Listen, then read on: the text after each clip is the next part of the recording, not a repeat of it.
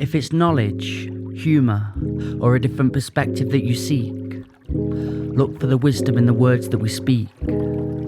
Words and wisdom. We'll let you decide. Welcome back to Words and Wisdom, guys. If you've listened before, if you're a loyal listener, if you haven't and it's your first time, welcome aboard. Our goal with this podcast, Zak and Mikey. We're here. What we want to do with this podcast is we want to basically help others to question the constraints of society's conditioning whilst creating a healthier perspective and ways of living so that you can feel better in yourselves. Because we feel like we've kind of created a good way of thinking, a good way of feeling through many years of psychosis, paranoia, addiction, and all the rest of it, Mikey. Untold story. As we say, we don't claim to be experts in anything other than experts in ourselves. So through our own mistakes and successes, we hope we can help you. Because we've made a few mistakes in our time, but hopefully we've had a few successes, it can be seen. Yeah, we're feeling good at the minute. I'm feeling good, man. I'm feeling good. We want to share that energy. And I like that perspective on helping little mini Mikeys, mini Zaks that are on that road of discovery. And we have been on our own. They're probably going to find their own things that work for them, but maybe using a few of our little tools and techniques and tribulations, they can find it quicker. And what tools, techniques and tribulations, the 3 T's, I like that. Maybe we should remember that. Are we talking about today? What are we talking about today? Talking about transition. Hey, the T. We're talking about transitions today. Zak, are you in a transformative part of your life? Where are you at? What are you doing with your sen, so mate? Basically, at the minute, mate, for the past 4 or 5 years, I've been a personal trainer. Mm-hmm. I've been into fitness. I've been to helping people change their body, change their mind, change their lives. And I've gotten to a point, I'm going to be honest, and it's almost hard for me to talk about this because for 4 or 5 years I've gone around saying to everybody, I want to be a personal trainer, I want my own gym, I want to be this successful, I want to be that. And I've created this personality, this ideal to live up to. And I've got to a point in my career where I'm no longer happy doing what I'm doing. Like, don't get me wrong, I enjoy with my clients, I enjoy training my clients, I enjoy talking to people. But I don't enjoy the standing there watching people exercise. I don't enjoy the environment that I'm in at the minute, which is, it's hard for me to say. And I've also found a new avenue in my life in terms of building a better life for myself and hopefully future family, depending on where things go. So it's a transition point of going from a personal trainer, because this is the thing, when I was going out for a drink or out in Belper or anyway, people are like, oh, you're the personal trainer, how can I do this and this and that and that, and I don't want to be that guy anymore, mate. I don't want to, I feel like I've said to you, I don't feel like I can actually help anybody. I feel like I can give them tools and then they can go away and use them, but 80% of the time, don't get me wrong, there's 20% of the people out there that will take them and carry on using them.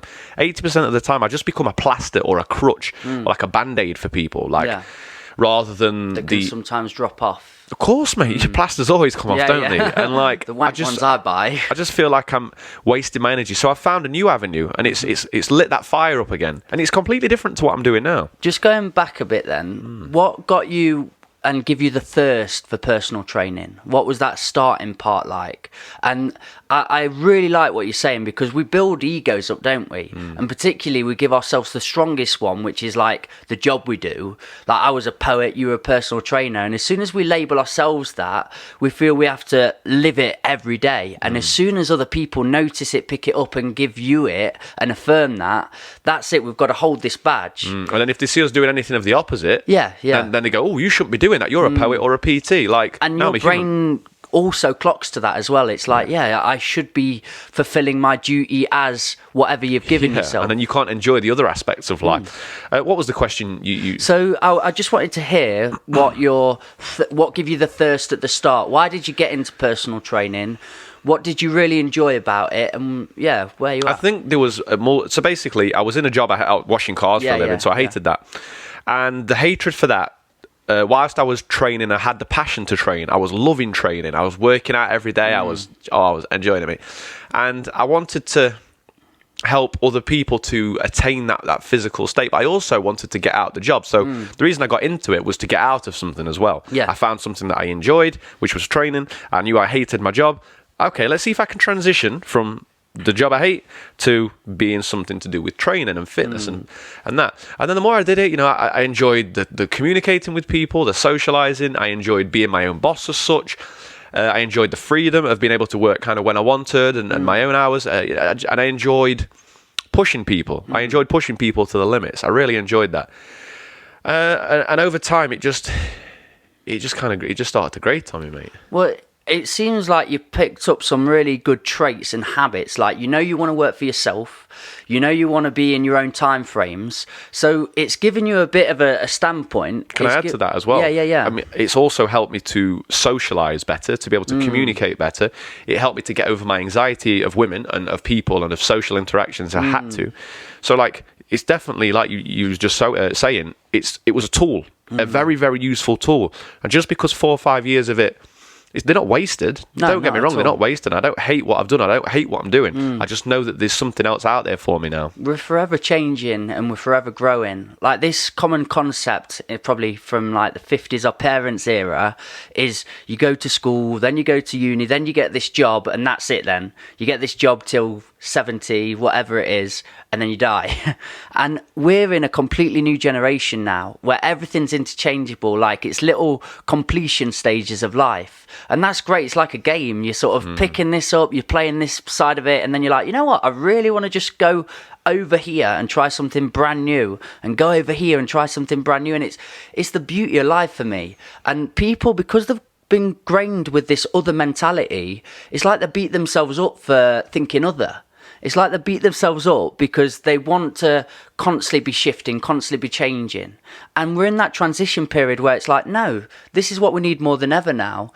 We need to be going on the internet, finding new skills, then going away, meeting new people, and just on this constant quest. Uncharted territory, I call it. But that's how I see it. And, I had the same idea. Like, I was in a really depressed part of my life. Then I found poetry, and I just really enjoyed it for me because it was cathartic. It was a beautiful tool to express myself.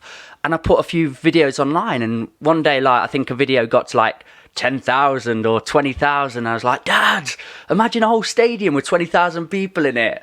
I couldn't believe it. After that, I started going to parties and like saying to people, can I perform you a poem? I'm a poet. I'm a poet. I'm a poet. I think that used to grate on my mates a little bit. It's like, just chill out, man. But I'd created this existence and this ego up, and I'd really identified as it. So everywhere I go, I'd speak about that ego. And later on the line, I started going into schools and prisons and colleges and teaching it. So I'd become it. And that was great. But like footballers, when they're trying to wean off a football, anybody after they've given themselves that personality, identity, then it's so hard to break from. And I still love poetry, but to do for myself, I'm not so desperate to be seen anymore because I've had that moment of my life now. I loved going into schools because at school I was really bullied. I had a terrible experience. It was a horrible time for me. Going into schools and seeing kids excel that wouldn't really usually take to poetry and was from a similar background, it was an amazing experience for me. But personally, I am wanting to shift myself now. I found a new avenue, new path. Multiple avenues. This is the thing. You don't need to be one specific anything. And the one thing I will say is I did break away for a while, like Corona's made me anyway, but I've probably had near to a year off. Really enjoyed it, tried all these new avenues, but it has sort of refreshed that poetry for me. I put out a film the other day and it was like, oh, this is nostalgic, and it felt good. And I am teaching next week online at Sheffield Hallam, and I'm really kind of looking forward to it because I've not done it for so long. And it's just, again, it's refreshed that experience. And that's what personal training was doing for me as well at the same time. It was diminishing my love and my passion for fitness and health and working out and training and in a gym. And I'm hoping that pulling away from that, like yourself, pulling away from personal training and putting my energy into other avenues, I'm able to reignite the love for training again. And who knows where it'll go from there. Like in the future, I could start the training again. You might start being a poet again in the future. Yeah. But I want to talk about because you were talking about how you created an identity of a poet. Then you was coming out of a poet. How did it feel knowing that you created an identity around your poetry? knowing that you wanted to do something else that you didn't feel right, was the change uncomfortable? Was it comfortable, or how did it feel as you was changing? Terrifying. Hated it, because that is what brought in all my income, all my source of that. And I'd also told, especially people that I care about, like my mum and my dad, I'm going to be a poet. And then they all laughed at me and said, no, you're bloody not. No one's a poet. I made it happen. But then I've also got this feeling where I've got to hold this now. I've got to hold it like a hot coal when I'm like, oh, it's hurting me now. I don't really want it.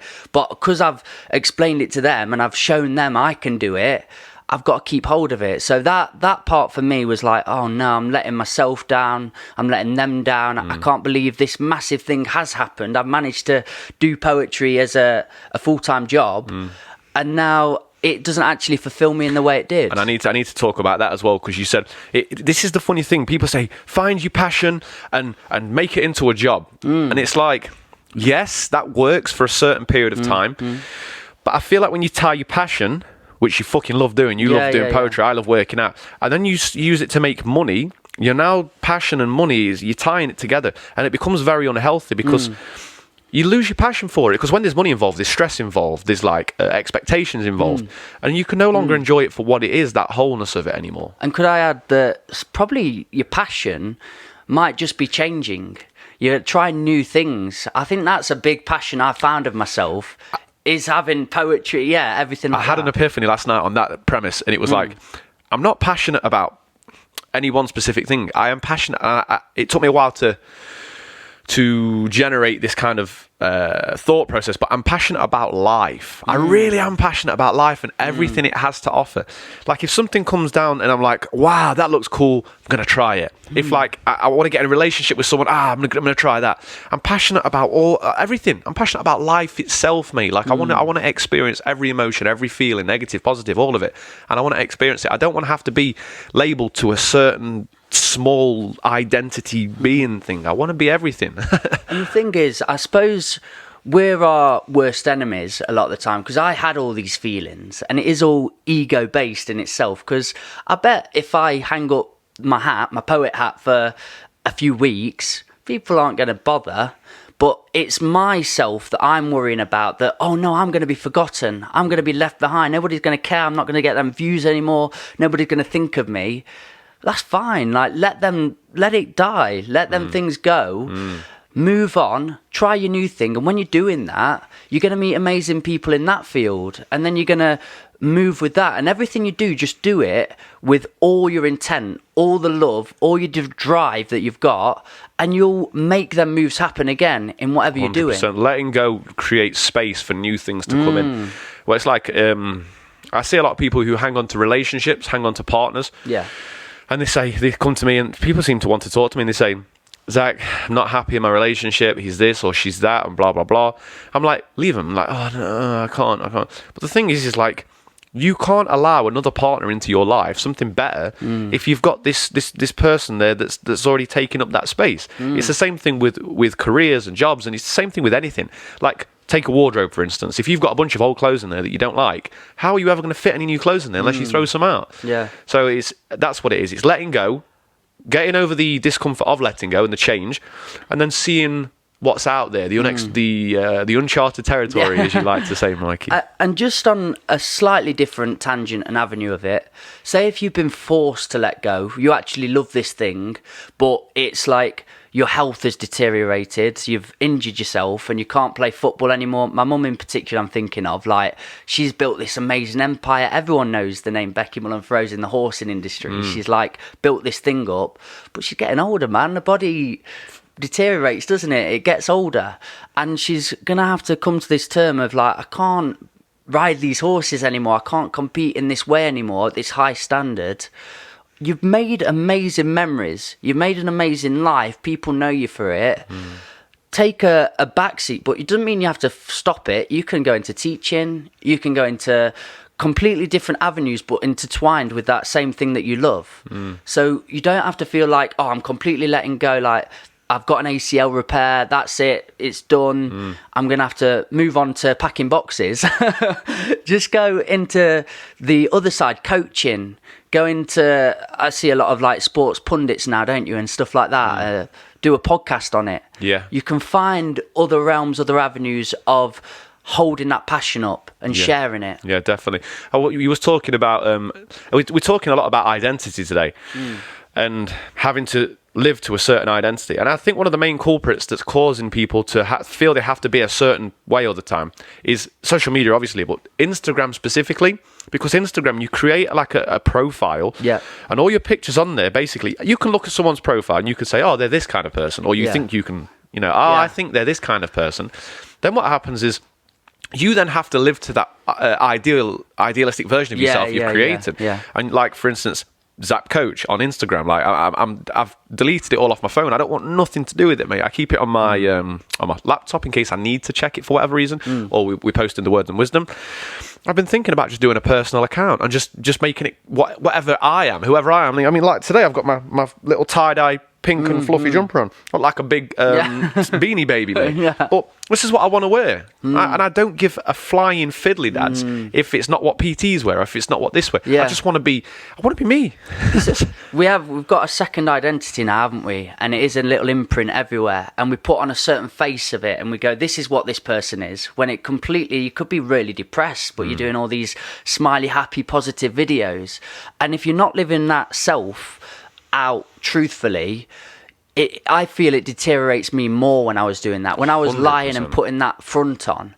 But even so, from let's talk about transition and identity, imagine you've got Rhythmical Mike for the last 1,000 posts has been a poem, here's my music on Spotify, here's a radio performance or whatever, and now I come out with I'm baking cakes. Like, and I've got the next 100 posts are all like, I've really got into this passion of baking cakes. I suppose it's going to really, I don't know, like confuse people and confuse self, but I don't mind. Like, I think we've got to take social media less seriously. We've got to just see it as if you want it, if you've got it, have it as a space where you can just have fun, you can just document things, and maybe when I'm 50, I'll go through it and stream through it and go, laugh, mate. What am I doing like then? We do with photo albums. Yeah, that's what I see it as. We don't tie our identities to photo albums, did we? I go, you look through them in the most honest love and nostalgic feeling, and that's what I want to do with my social medias. Like, I did the other day, look on my YouTube, like my B-Tone era and all that, and I was smiling my face off. I was having a right nice day. I was like, that was funny. It wasn't holding any animosity to, oh, that's not happening anymore, I'm gutted. It's just like, that was a really nice I'm going to watch this, when I watch this podcast back, that's going to really stand out to me, because it's something, it's a new way of thinking that, rather than getting tied into the present now of, I am this Instagram, it's looking back through it and thinking, what's it going to become? Yeah, what's it going to become? I had a bit of a moment like that recently. I was walking around with the girl I'm seeing, and I just had this, we was walking through Wirksworth, and I says to her, I just turn around and I says, just think, this time next year, what's happening right now in this moment is just going to be like a distant memory, and we're going to look back and remember when COVID, and like it just there was a crazy lifting of any kind of pressure or tension, knowing that this present now moment that we feel is so is in the future going to be looked back on as nothing but a memory. So, mate, I'm really feeling that, and I think there's a balance, isn't there? Like with the buses and everything we've gone into and this business we've grown, like I put a lot of money, time and effort into it. So there's an element of me taking it seriously when I'm posting stuff, because I want to grow an audience to hopefully then put on an event and people might come to it and appreciate that. So I have a business mind about me, but I'm not in a tenacious, turbulent attitude of like, this is everything, if this goes, I go. It's, Chrissy, let's do our absolute best at this. If it doesn't work, we will find other, we will manage. Like, we've bought these now, it's not a mortgage, I've got them, I can turn it into what the fuck I want. I can do anything. And the main point is that you enjoy it, like 80% of the time at least. 20%, there is going to be times when you don't enjoy it. Yeah, that's what I wanted to say. You're allowed to have an attitude of, this is quite serious for us, we really want to make this our living, our premise, but if it doesn't, and the if it doesn't attitude takes all the pressure away from me. I'm like, I can do other things, I can live on. Yeah, definitely, man, definitely. I think that's everything. Have we smashed it? I think we smashed it, mate. Guys, I've got a quote if you want. yeah, go for it, mate. The quote for me is, the only thing that is constant is Is change. Beautiful. Remember that, guys. Beautiful. I was thinking the exact same Change is quote inevitable, as well. isn't it? Guys, thank you for listening. We hope that this is beneficial to you in some way. If you're going through some kind of transition, which I think everybody is this year. This year is a year of change and transition, which is why it's so uncomfortable, mate. So I hope this has kind of shed some light to you guys in us sharing our honest experiences and heartfelt feelings. Move with it and join in with the dance. Peace. Be water, my friends.